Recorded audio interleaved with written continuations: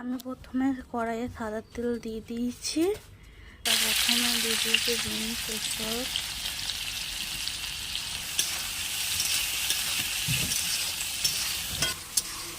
এরপর আমরা কি দেবো সেটা দেখুন আপনারা।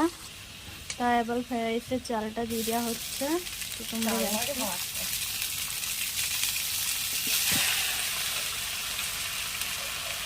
তা রান্নাটা আমার দিদি করছে।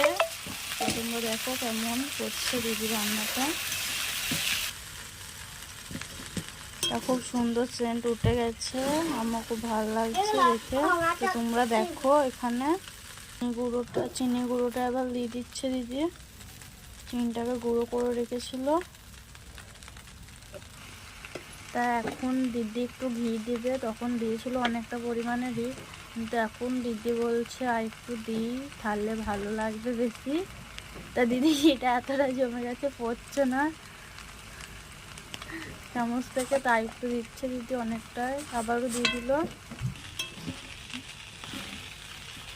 আবার দিদি কাজু কিশমিশ দিয়ে দিচ্ছে।